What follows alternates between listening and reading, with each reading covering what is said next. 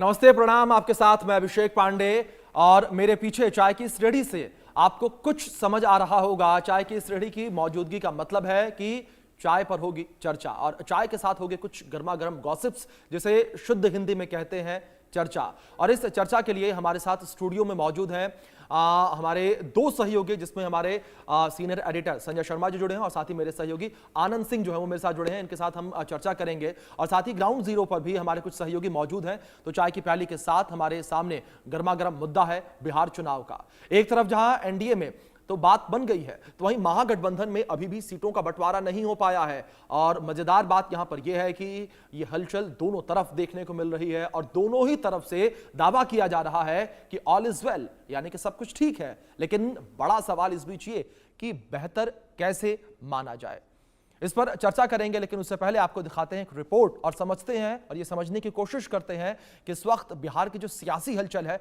वो किस ओर इशारा कर रही है। रिपोर्ट देखिए आप। बिहार विधानसभा चुनाव को लेकर एनडीए और महागठबंधन दोनों खेमों में हलचल तेज है। कहीं पार्टियों के भीतर नाराजगी है तो कहीं सहयोगी दलों में आपस में खटपट चल रही है। एनडीए में सीट बंटवारे को 3 दिन बीत चुके हैं, लेकिन सहयोगी दलों में खींचतान की खबरें अब तक आ रही हैं। इनमें राष्ट्रीय लोक मोर्चा के अध्यक्ष उपेंद्र कुशवाहा भी हैं। महुआ सीट चिराग के खाते में देने से नाराज कुशवाहा को मनाने की खूब कोशिशें हुई। पटना में बात नहीं बन पाई तो बुधवार को कुशवाहा और नित्यानंद राय दिल्ली में गृह मंत्री अमित शाह से मिले। कुशवाहा को अमित शाह ने ही फोन करके दिल्ली बुलाया था। अमित शाह और उपेंद्र कुशवाहा के बीच करीब 45 मिनट तक की बातचीत हुई। बताया जा रहा है कि मामला सुलझ गया है और अब उपेंद्र कुशवाहा की नाराजगी दूर हो गई है। अमित शाह से मिलने दिल्ली पहुंचे कुशवाहा ने एयरपोर्ट पर ही कह दिया था कि उन्हें समाधान की पूरी उम्मीद है। हमने पटना में चलते वक्त भी कहा है कि गठबंधन में कुछ इशू है जिसको रिजॉल्व करने की जरूरत है और आए हैं यहाँ माननीय गृह मंत्री जी से मुलाकात हम लोगों की होगी और मेरा विश्वास है कि सब चीज ठीक ठाक हो जाएगा, रिजॉल्व हो जाएगा। इधर जेडीयू भी सीट बंटवारे से खुश नहीं है। हालांकि उपेंद्र कुशवाहा की नाराजगी को जेडीयू छोटे मोटे विवाद बताकर दिल्ली नेतृत्व के जल्द ही इसे सुलझाने की बात कर रही है। उपेंद्र कुशवाहा एनडीए के वरिष्ठ नेता हैं। उनके जो गिरवांशीज हैं उनको दिल्ली के नेतृत्व के द्वारा सुलझाए जाएंगे, ऐसा हमें विश्वास है। इस बीच बुधवार को जेडीयू ने 57 उम्मीदवारों की पहली लिस्ट जारी कर दी है। इनमें 6 मंत्रियों और 18 विधायकों को दोबारा मैदान में उतारा है। पहली लिस्ट में 2 मौजूदा विधायकों के टिकट काटे हैं। सीट पर नाराजगी के बीच जेडीयू ने चिराग के दावे वाली 4 सीटों पर भी उम्मीदवार उतार दिए हैं। ये सीटें हैं सोनबरसा, मोरवा, एकमा और राजगीर। पहली लिस्ट में नीतीश ने एक भी मुस्लिम उम्मीदवार को टिकट नहीं दिया है। जेडीयू से पहले बीजेपी भी 71 उम्मीदवारों की लिस्ट जारी कर चुकी है, लेकिन बीजेपी की अब तक की सूची में कोई मुस्लिम उम्मीदवार नहीं है। बिहार बीजेपी अध्यक्ष दिलीप जायसवाल की एनडीए में किसी भी विवाद से इनकार कर रहे हैं। सहयोगी दलों के उम्मीदवारों की सूची जारी करने को वो विवाद हल होना बता रहे हैं। का बंटवारा सीट शेयरिंग और सीट के बाद अलग अलग जो क्षेत्र है, विधानसभा क्षेत्र, उसके बारे में सभी दल ने आपस में चर्चा कर लिया है और चर्चा करने के बाद सभी लोग अपने अपने दल के उम्मीदवार की घोषणा कर रहे हैं। और कल धर्मेंद्र प्रधान जी ने भी कहा था इस बात को कि अगर 1-2 सीट में जिसमें कि आपसी सहमति बनानी है तो जहां 242 सीट में बन गया तो एक सीट में भी आपसी सहमति जो है वो लोग रात में ही कर लिए हैं और कहीं कोई दिक्कत नहीं है, क्योंकि हमने सबसे पहले सीट शेयरिंग का सूचना आप लोगों को दिया कि हमारे एनडीए गठबंधन में सीट शेयरिंग हो गया। केंद्रीय मंत्री और बेगूसराय से बीजेपी सांसद गिरिराज सिंह तो इतने उत्साहित हैं कि उन्होंने दावा किया कि पिछली बार से इस बार एनडीए की सीटें ज्यादा होंगी। साथ ही वो महागठबंधन में नेता, नियत और नेतृत्व की कमी बताते हुए हमला भी कर रहे हैं। 2010 में बिहार में एनडीए के रूप में जदयू बीजेपी था, उसने 243 सीटों में 206 सीट हम जीते हैं। वो बीजेपी का 91% स्ट्राइक रेट था, जदयू का 89, दोनों मिला लेंगे तो 85-86 था। उससे अधिक मतों से, उससे अधिक सीटों से इस बार जीते। इसके उलट कांग्रेस एनडीए पर अपने ही सहयोगियों के खत्म करने का आरोप लगा रही है। कांग्रेस नेता मणिकम, नीतीश और कुशवाहा के बहाने बीजेपी के एनडीए पर ही सवाल उठा दिया है। BJP is eating away the alliance partners. They are finishing Nitish Babu, they are finishing Kushwaji, and they are finishing other parties who are alliance partners. This is in BJP's DNA to finish the friends who had been with them. ये सही है कि NDA में सहयोगी दल उम्मीदवारों की list जारी करने में लगे हैं, लेकिन कहीं ना कहीं अब भी सीटों पर असहमति बनी हुई है। खबर है कि गुरुवार को एनडीए में सीटों पर आपसी खींचतान को खत्म करने के लिए अमित शाह कल बिहार जा सकते हैं। बीजेपी पूरी कोशिश कर रही है एनडीए के सहयोगी दलों के बीच सीटों को लेकर कोई नाराजगी ना रहे, ताकि वो पूरी तरह से चुनाव प्रचार पर फोकस कर सके। उधर महागठबंधन में भी सीट बंटवारे पर सहयोगी दलों के बीच फैसला नहीं हुआ है, लेकिन मतदान की तारीख पास आ रही है, इसलिए सीट बंटवारे से पहले नामांकन दाखिल करने की शुरुआत भी हो चुकी है। आरजेडी नेता तेजस्वी यादव ने राघोपुर से अपना नामांकन दाखिल कर दिया है।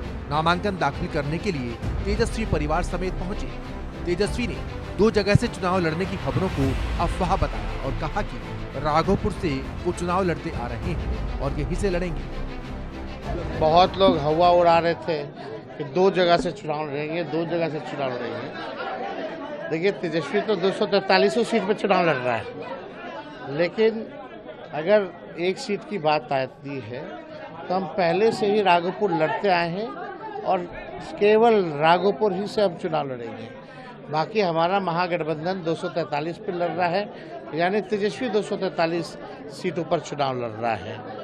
अब लोग चाहते हैं जो पुरानी 20 साल पुरानी जो खटारा सरकार है, अब बदलाव चाहते हैं और बदलाव होकर के रहेगा। यानी कि इस बार बिहार में बदलाव होगा, एकदम शेयरिंग हो जाएगी। राघोपुर सीट से जनसुराज पार्टी के संस्थापक प्रशांत किशोर के लड़ने की खबरें थी, लेकिन अब प्रशांत किशोर ने खुद ही साफ कर दिया है कि वो इस बार विधानसभा चुनाव नहीं लड़ेंगे, क्योंकि पीके अपनी रणनीति के मुताबिक अपने सभी उम्मीदवारों की जीत सुनिश्चित करना चाहते हैं। पीके ने एनडीए और महागठबंधन में सीटों पर मचे संग्राम पर भी निशाना साधा। नहीं, पार्टी के सभी साथियों ने निर्णय लिया है कि चूंकि बहुत सारे कामों की जिम्मेवारी मुझ पर है, तो सबकी मदद करने के लिए नहीं, मैं तो चुनाव लड़ने गया ही था, देखा भी, लेकिन पार्टी के साथियों का निर्णय ही सर्वोपरि है। मेरा भी उसमें मत है, लेकिन सबने मिलकर निर्णय लिया है कि सभी प्रत्याशियों को जिताने के लिए जो मुझे काम करना है वो काम करने पर फोकस करना है, इसलिए मैं चुनाव नहीं लड़ रहा हूँ। मेरे साथी वहाँ चुनाव लड़ रहे हैं, कल उनकी घोषणा होगी। इधर चिराग पासवान ने भी रामविलास के 14 उम्मीदवारों के नाम फाइनल कर लिए हैं। चिराग पासवान ने अपने उम्मीदवारों को सिंबल बांटना भी शुरू कर दिया है, यानी एक तरफ सीटों पर टकरार की खबरें हैं, तो दूसरी तरफ पार्टियों का लिस्ट जारी करना और उम्मीदवारों को सिंबल देना भी जारी है। Bureau report, India news. तो बिहार के चुनावी माहौल बड़ा गर्म बा इस समय, और बिहार के जनता जो है वो लगातार ये कोशिश में लगल है कि बेहतर कैंडिडेट उन्होंने लोगन के मिले और वो अपने कैंडिडेट के चुन सके। खबरों में आगे बढ़ेंगे, लेकिन इस बीच एक बड़ी खबर भी निकलकर सामने आ रही है। आज जेडीयू उम्मीदवारों की दूसरी लिस्ट जो है वो जारी करेगी। कई नए चेहरों पर जेडीयू ने दांव लगाया है। सूत्रों के हवाले से बड़ी खबर निकलकर सामने आ रही है। कई पुराने चेहरों का नाम कट सकता है। सूत्रों के हवाले से बड़ी खबर निकलकर सामने आई है। जेडीयू में कई पुराने चेहरों का नाम कट सकता है और कई नए चेहरों पर दाव जो है जेडीयू लगा सकती है। ये बड़ी खबर फिलहाल निकलकर सामने आ रही है। तो लगातार अगर बिहार की राजनीति को लेकर बात करें तो हलचल काफी ज्यादा तेज जो है वो देखने को मिल रही है, और लगातार जो है एनडीए खेमे को लेकर बात करें चाहे महागठबंधन को लेकर बात करें, दोनों खेमों में हलचल लगातार देखने को मिल रही है। एक और एनडीए ने तो अपने उम्मीदवारों का ऐलान तक कर दिया, लेकिन दूसरी ओर महागठबंधन को लेकर बात करें तो अभी तक सीट शेयरिंग का फॉर्मूला तक तय नहीं हो पाया है, सीटों का ऐलान तक नहीं हो पाया है। और कल अंतिम दिन है नामांकन का, यानी कि पहले चरण के लिए जो नामांकन है वो 17 तारीख को उसका अंतिम दिन है और आज तक सारी चीजें क्लियर अभी तक नहीं हो पाई हैं। बैठकों का दौर लगातार चल रहा है। तेजस्वी यादव, लालू प्रसाद यादव दिल्ली भी पहुंचे थे। मुलाकात यहां पर उन्होंने कांग्रेस के शीर्ष नेताओं से की थी। दूसरी ओर एनडीए जो है उस खेमे में भी हलचल जो है वो लगातार बढ़ती हुई नजर आ रही है। और अब बात करेंगे हमारे साथ जिस तरीके से लगातार खास मेहमान बने हुए हैं उनसे हम साथ चर्चा करेंगे। हमारे सीनियर एडिटर संजय शर्मा जी, हमारे असिस्टेंट एडिटर आनंद सिंह जी जुड़े हुए हैं। लेकिन इस चर्चा की शुरुआत करेंगे जिस तरीके से कहा जाता है कि कोई भी चर्चा जो चाय के बिना अधूरी रहती है, तो सबसे पहले मैं कहूंगा कि एक एक चाय पहले हो जाए, इसके बाद हम इस चर्चा की शुरुआत को आगे बढ़ाएंगे। और संजय जी, सबसे पहले मैं आपका रुख करूंगा। बात अगर एनडीए खेमे को लेकर करें तो संजय जी लगातार ये कहा जा रहा था पहले कि महागठबंधन में सब कुछ ठीक नहीं है और एनडीए में सब कुछ ठीक है, लेकिन जो तस्वीरें निकलकर सामने आई हैं संजय जी वो कुछ और कहती नजर आ रही हैं। देखिए, चिराग पासवान को जिस तरीके से बीजेपी ने ज्यादा महत्व दिया, 29 सीटें दे दी और ऐसी सीटें दे दी जहां पर कि कभी कोई सीटें उपेंद्र कुशवाहा लड़ना चाहते थे या कुछ सीटों पर नीतीश कुमार जेडीयू लड़ना चाहता था, तो वो उन सीटों को लेकर के लोगों की नाराजगी थी। सहयोगी दल इस बात से नाराज थे कि जीतन राम मांझी मात्र 6 सीट, उपेंद्र कुशवाहा मात्र 6 सीट, आपने सीधे सीटें 29 सीटें दे दी चिराग पासवान को। अच्छा, 2020 का अगर आप चुनाव देखेंगे तो चिराग पासवान को ने लगभग 85 सीटों पर नीतीश कुमार के सामने कैंडिडेट खड़े किए थे, तो नीतीश कुमार की तो पुरानी खुन्नस थी उनके साथ। उन्होंने कल बिना सोचे समझे सीधे बिना किसी से बात किए 5 ऐसी सीटें जो कि चिराग पासवान को गठबंधन में मिली है उस पर सीधे अपने को उम्मीदवार उतार दिए, उम्मीदवार ठोक दिए। अब जीतन राम मांझी ने भी घोषणा कर दी कि 2 सीटें ऐसी है चिराग पासवान की जिन पर वो अपने कैंडिडेट उतारेंगे। तो आप अगर देखें तो एनडीए की जो सीट बंटवारे तो हो गए, सारी चीजें हो गई, स्मूथली हो गई। ऐसा दूर से देखने पे लगता था कि सारा काम स्मूथली हो गया, लेकिन सबसे ज्यादा विवाद वहीं पर अभी भी बचा हुआ है क्योंकि चिराग पासवान की जो सीटें थी 5 सीटें पे नीतीश कुमार ऑलरेडी उतार चुके हैं, 4 पे और उतारने वाले हैं। आज की सूची हमको देखना पड़ेगी। 2 पे जीतन राम मांझी उतारने की बात कर रहे हैं, तो 9 और 2 11 सीटें चिराग पासवान की खराब हो चुकी हैं। उनके पास बची है मात्र 17 सीटें। उपेंद्र कुशवाहा अलग नाराज है कि भाई हमको खाली 6 सीट दी और जो मौका जो हम चाहते थे वो सीट हमको नहीं दी, महुआ सीट। तो ये अभी भी एनडीए में सब कुछ ठीक नहीं है। अमित शाह जा रहे हैं, आज बीजेपी के नेताओं से ही बात करेंगे चिराग पासवान की सीटें कैसे बचा, क्योंकि उनका 50% नुकसान तो हो चुका है बिल्कुल चिराग पासवान का। तो लेकिन सीटों का नुकसान तो एनडीए का है ना, तो उसको ठीक करने का काम बीजेपी का सबसे बड़ा पार्टनर यही है एनडीए में। तो बीजेपी के नेता अमित शाह जा रहे हैं, आज शायद नीतीश कुमार से भी मिलेंगे, बीजेपी के नेताओं से ही बात करेंगे और आगे चीजें ठीक करेंगे। बिल्कुल, ये मुलाकात बड़ी अहम मानी जा रही है सर, जिस तरीके से आपने जिक्र किया। और क्या ये मुलाकात डैमेज कंट्रोल कर पाएगी, वो अपने आप में देखने वाली बात होगी। आनंद जी, मैं आपका रुख करूंगा। एनडीए को लेकर तो बात हो गई, महागठबंधन को लेकर बात करें तो चीजें वहां भी ठीक नहीं है। अभी तक सीटों का बंटवारा तक नहीं हो पाया, बैठकें इतनी हो ली, दावे तमाम कर लिए गए, लेकिन कुछ अनाउंस नहीं हुआ। जी अभिषेक, देखिए जिस तरीके से कांग्रेस की जो पूरी बिहार की लीडरशिप थी वो दिल्ली में मौजूद थी। अखिलेश सिंह जो पूर्व बिहार के कांग्रेस अध्यक्ष है वो भी थोड़े से नाराज चल रहे हैं, क्योंकि जो सूत्रों के माध्यम से हमें पता चला है तो उसमें ये बात खुलकर सामने आई है कि किस तरीके से वो चाहते थे कि उनके बेटे भी चुनाव लड़े, मगर उनको भी टिकट नहीं मिल रही है। तो उन्होंने कहा कि मैं तो टीम 11 में भी नहीं हूँ। फिर उपेंद्र कुशवाहा पे उन्होंने बात करते हुए कह दिया कि अगर वो आते हैं तो ठीक है, हमारा अलायंस मजबूत होगा, जब एनडीए की भी बात चल रही थी।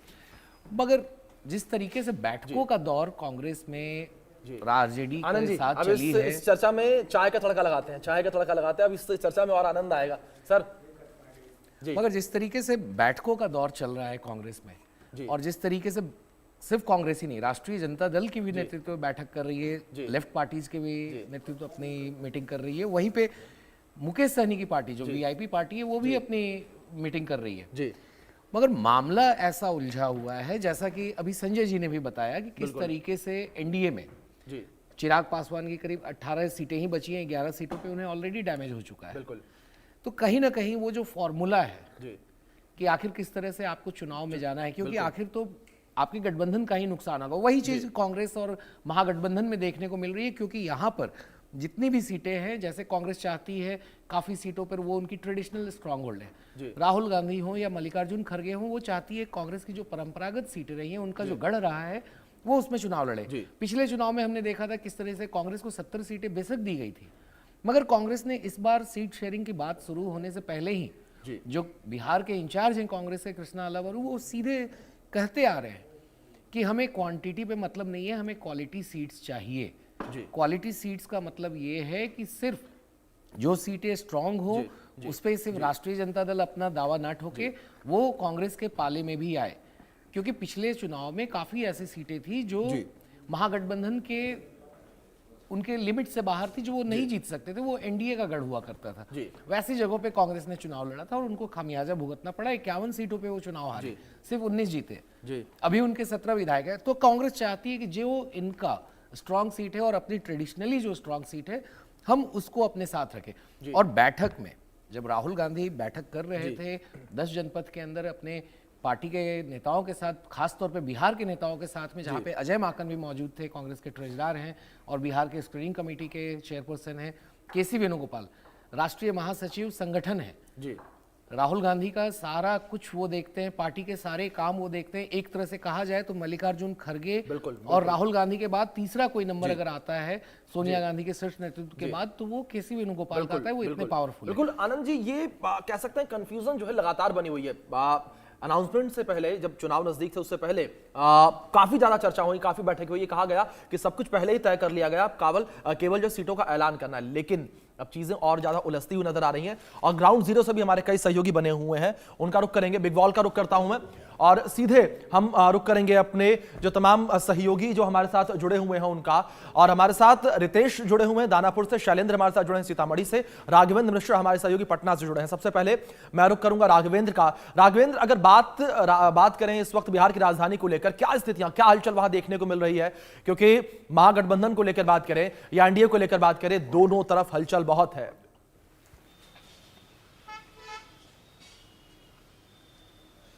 जी बिल्कुल, देखिए बिहार की राजधानी पटना में सियासी हलचल तेज है और मेरे पीछे आप देखेंगे तो बिहार का समन्वय दिखेगा। चाय की दुकान है, बगल में जो है बिहार का टानिक है यानी कि सत्तू है, उसके बगल में ठीक जो है लिट्टी चोखा है। तो ये समन्वय तो नजर आता है, लेकिन राजनीतिक रूप से समन्वय नजर नहीं आ रहा है, क्योंकि हलचल बड़ा तेज है दोनों तरफ। और ये जो रास्ता है वो नेताओं के आवास की तरफ जाता है। दनादन इधर से गाड़ियां गुजर रही हैं, जिनका टिकट कट रहा है, जो टिकट के दावेदार हैं, वो लगातार ये दिखाने का प्रयास कर रहे हैं कि कैसे वो अपने क्षेत्र में मजबूत हैं। लेकिन जनता बड़ा चालू है, सब कुछ समझ रही है, कह रही है कि नेताजी बड़ा राउंड लगा रहे हैं, लेकिन ये राउंड कितना काम आएगा ये तो जनता ही ने फैसला करेगी जी। क्या भाई साहब, बड़ा चुनाव में खींचातानी हो रही है, क्या लग रहा है? इस बार तो समझ ही में नहीं आ रहा है कि ऊँट किस करवट बैठेगा। एकदम सारा आदमी असमंजस में है। हाँ, हम लोग तो डेली मॉर्निंग वॉक आते हैं, चाय दुकान पर बैठते हैं, चाय दुकान पर सब पार्टी, सब दल के लोग, सब जाति के सब लोग आते हैं, बैठते हैं। किसी को कुछ समझ में नहीं आ रहा है कि ऊँट किस करवट बैठेगा। एकदम सीटें नहीं बांट पा रहे हैं लोग, तो कहाँ से होगा? मेन है सीट नहीं बांट पा रहे हैं। दूसरा नंबर है कि ये प्रशांत किशोर जो बीच में आए हैं, बीच में आया वो ऐसा बात लेके आए ना, जो लोगों के कहीं ना कहीं दिमाग में हंट कर रहा है। हंट कर रहा है, खनका है प्रशांत किशोर। भैया एकदम सही बोले हैं। देखिए उनका कहना है कि बिहार आज 78 साल के बाद भी बिहार गरीबी रेखा के नीचे है। यहाँ बिहार मजदूरों का सिर्फ फैक्ट्री यहाँ है, मजदूरों का। दूसरा राज्य यहाँ के लोग कमाने जाते हैं, वहाँ के लोग करोड़पति अरबपति बना दिए, लेकिन बिहार में एक लेकिन खुद तो चुनाव नहीं लड़ रहा है, इसका भी तो असर पड़ेगा। अब बड़ा है वो नहीं लड़ रहा है, उससे कोई दिक्कत नहीं, सरकार उनके बनने चाहिए। विपक्ष वाले कह रहे हैं कि उनकी जमानत जब्त हो जाती है, इसीलिए डर के मारे। बिल्कुल राघवेंद्र, जिस तरीके से आप लोगों से बात कर रहे हैं, इस बातचीत से साफ तौर पर ये समझ तो आ रहा है कि लोग अभी भी कंफ्यूज हैं, क्योंकि जिस तरीके से हलचल एनडीए और महागठबंधन के खेमे में देखने को मिल रही है, उसको लेकर लोग काफी ज्यादा कंफ्यूज नजर आ रहे हैं। और मेरे साथ मेरे सहयोगी रितेश जो है वो भी जुड़े हुए हैं, मैं उनका रुख करूंगा। रितेश, बात दानापुर को लेकर अगर इस वक्त की जाए तो क्या स्थितियां, क्या तस्वीरें इस वक्त वहां देखने को मिल रही है, किस तरीके से हलचल है? बिल्कुल, हलचल आज इसलिए है क्योंकि दानापुर में योगी जी आ रहे हैं, रामकृपाल यादव यहाँ से आज नॉमिनेशन करने वाले हैं। थोड़ी ही देर बाद योगी जी यहाँ पहुँचने वाले हैं और इसको लेकर दानापुर में खासतौर पर जो बीजेपी है, एनडीए है, उसमें एक योगी जी का तो अपना कद है ही, उनकी एक अपनी फैन फॉलोइंग है ही। और रामकृपाल यादव का एक अपना कद है। हालांकि 2024 के लोकसभा चुनाव में उन्हें शिकस्त का सामना करना पड़ा था, लेकिन एक बार फिर से पार्टी ने उन पर दांव आजमाया है। देखिए चाय की दुकान यहाँ भी है, हालांकि अभी उतने ज्यादा लोग तो दिख नहीं रहे हैं, लेकिन चलिए जो भी लोग हैं उन्हीं से बात कर लेंगे। आप बताइए क्या नाम हुआ आपका? आइए इधर थोड़ा सा। मेरा नाम पिंटू कुमार। तो आज तो योगी जी आने वाले हैं, रामकृपाल जी यहाँ नॉमिनेशन करेंगे। क्या कुछ दानापुर में माहौल चल रहा है? क्या दानापुर की जनता चाहती है? आइए इधर ऊपर उठिएगा तब ना। बदलाव चाहते हैं। बदलाव चाहती है? किस चीज का बदलाव? विधायक का बदलाव, सरकार का बदलाव होना चाहिए। बिजनेस के भी मतलब बहुत बेरोजगारी हो गया है। हाँ, तो इस वजह से रीतलाल यादव को बदल देना है? नहीं, आरजेडी के तो हम लोग देवे करेंगे। आरजेडी को कैंडिडेट दूसरा चाहिए? कैंडिडेट वो रहे चाहे कोई रहे, आरजेडी से हम लोग का ये है। हाँ, रामकृपाल यादव भी तो बड़े नेता हैं। बड़े नेता तो कहाँ कुछ सोच रहे हैं। फुटपाथ पर दुकान है, बराबर टूटते रहता है हरदम। मतलब कि सरकार किसकी चाहिए बिहार? तेजस्वी सरकार। कहाँ से तेजस्वी यादव बना लेंगे? अभी तो उनके यहाँ सिर फुटौल मचा। फुटौल चल रहा, लेकिन बनेगा सरकार इस बार बनेगा। कैसे इतने कॉन्फिडेंट? इस बार बनेगा इसलिए कि बेरोजगारी बहुत ज्यादा हो गया। फुटपाथ पर भी कमाना बहुत मुश्किल हो गया। तो दुकान लगा के बैठे हुए, कहाँ लगा के बैठे हुए तो देखिएगा 2 घंटे के बाद फिर भाग वगैरह लगने लगता है। कि यहाँ लोग बैठे हुए हैं, दानापुर जो है। बिल्कुल रितेश, जिस तरीके से आप लोगों से बातचीत कर रहे हैं, साफ तौर पर ये नजर आ रहा है कि इस बार मुकाबला जो है वो कांटे का होने वाला है। और कल जिस तरीके से इंडिया न्यूज का सर्वे निकलकर सामने आया था, उस सर्वे में भी हमने देखा था कि जो मुकाबला था सीधे तौर पर वो बीजेपी वर्सेस आरजेडी का ही निकलकर सामने आया था। हमारे सहयोगी शैलेंद्र कुमार भी हमारे साथ बने हुए हैं और उनका अब हम रुख करेंगे। शैलेंद्र जी, मैं आपका रुख करूंगा। और अगर बात की जाए बिहार की हलचल को लेकर, तो इस वक्त किस तरीके से बीजेपी वर्सेस आरजेडी देखने को मिल रहा है और जो सहयोगी दल हैं दोनों पार्टियों के, उनकी क्या भूमिका? देखिए, साफ तौर पर पार्टियां अब जो है वो सीटें देकर, यानी अपने प्रत्याशी घोषित करके अपना जो विवाद है, अपना जो मुटाव है, उसको सुलझा रही हैं। लेकिन आपने कहा मैं सीतामढ़ी में हूँ, तो सीतामढ़ी के ये चौक देखिए, ये वीर कुंवर सिंह चौक है, सबसे मुख्य चौक है। चारों तरफ से देखिए कि सड़कें इसमें आके मिलती हैं। पास में सत्तू की दुकान है और पास में कहें कि इतनी बड़ी संख्या में यहाँ लोग हैं। और इन सब के बीच में एक ही वो है कि आखिर ये गठबंधन कब अपने आप की गांठ खोलेंगे। लेकिन गांठ खोली जा रही है, वो टिकट देकर गांठ खोल रहे हैं। तो ये पूरी तस्वीर है। हम यहाँ कुछ लोग हैं हमारे साथ, पार्टी से भी जुड़े लोग हैं, आम लोग भी हैं। हम उनसे बात करेंगे कि आखिर क्या है। सब्जी लेने आ गए? आपका परिचय क्या है? क्या इंडिया न्यूज़? क्या लगता है महागठबंधन भी समझौता नहीं कर पा रहा है, एनडीए भी? हमको जानकारी नहीं। जानकारी नहीं? आपको जानकारी है? आपको जानकारियां हैं क्या? आखिर क्या होगा बिहार में? अभी तो बदलाव चाहिए और बदलाव होना चाहिए। कि पार्टी विशेष को छोड़ के जो काम करे उसको वोट देना चाहिए। पार्टी विशेष कौन है? अभी तो है, ऑप्शन में है, जनसुराज है, तो उसको थोड़ा सा समर्थन मिलना चाहिए क्योंकि नया पार्टी है। सर 1990 से लेकर के 2025 तक आज तक हम लोग 28 नंबर के 28 नंबर पे ही है, 27 नंबर पर नहीं पहुंच पाए। तो सर हम लोग लालू जी का भी राज देख चुके हैं, नीतीश कुमार जी का भी राज। शैलेंद्र जी, लोगों में नाराजगी जो है वो देखने को मिल रही है, लोग लगातार नाराज भी नजर आ रहे हैं। लेकिन इस बार का चुनाव बड़ा बिहार का दिलचस्प रहने वाला है। फिलहाल रितेश, शैलेंद्र और राघवेंद्र, आप तीनों का बहुत शुक्रिया जुड़ने के लिए और ये तमाम महत्वपूर्ण जानकारियां हम तक, हमारे दर्शकों तक पहुंचाने के लिए। चलिए अब रुख करते हैं। जिस तरीके से संजय जी और आनंद जी मेरे साथ स्टूडियो में लगातार बने हुए हैं, उनके साथ इस चर्चा को हम आगे बढ़ाते हैं। संजय जी, मैं आपका रुख करूंगा। जिस तरीके से हमने अभी देखा कि लगभग कुछ ही लोगों से बात हो पाई, लेकिन एक चीज देखने को मिली कि एनडीए यहां कमजोर नजर आई। आपने देखा ज्यादातर लोगों ने आरजेडी का, या तो अभी जिस तरीके से यहां शैलेंद्र लोगों से बात कर रहे थे तो जनसुराज की तरफ जाते हुए लोग नजर आए। देखिए, अगर आप पूरा चुनाव देखेंगे तो इस पूरे चुनाव में सिर्फ राजनीति की बात हो रही है, राजनीतिक दलों की बात हो रही है। लेकिन बात होना चाहिए कि किस तरीके से बिहार अब निकल के उभर के बाहर सामने आ रहा है। जी। पहले ये स्थिति थी कि आप पटना अगर आप जाएंगे तो सिर्फ एक ही ब्रिज होता था, महात्मा गांधी सेतु, और वो भी सिंगल ट्रैक था उस पर। आज 8 लेन ट्रैक हो गया है। अगर आपको आरा से छपरा आना, छपरा से पटना जाना है तो पहले आपको पूरा घूम के जाना पड़ता था, लंबा चक्कर लगता था। या पटना से गया आना तो 4 से 5 घंटे लगते थे, आज 1 से 1.5 घंटे में पहुंच रहे हैं। तो डेवलपमेंट कहीं ना कहीं हो रहा है, लोगों को इसका फायदा भी मिल रहा है। लेकिन बिहार क्यों आगे नहीं बढ़ रहा है? बिहार से माइग्रेशन क्यों हो रहा है, ये बहुत बड़े मुद्दे हैं। वहाँ पर लोगों को रोजगार क्यों नहीं मिल रहा है, सबसे बड़ी आबादी बिहार से आज की तारीख में भी आज भी क्यों माइग्रेशन कर रही है, उनको लोगों को ये एक बड़ा मुद्दा है। जिस तरीके से आपने जिक्र किया यहाँ पर संजय जी कि अपने आप में काफी बड़ा मुद्दा है कि माइग्रेशन, बड़ी संख्या में लोग जो है बिहार छोड़कर जा रहे हैं क्योंकि उन्हें बिहार में रोजगार नहीं मिल पा रहा। दूसरे बड़े शहरों में जाकर छोटे छोटे काम करने को लोग तैयार हैं, लेकिन बिहार में उन्हें काम नहीं मिल पा रहा।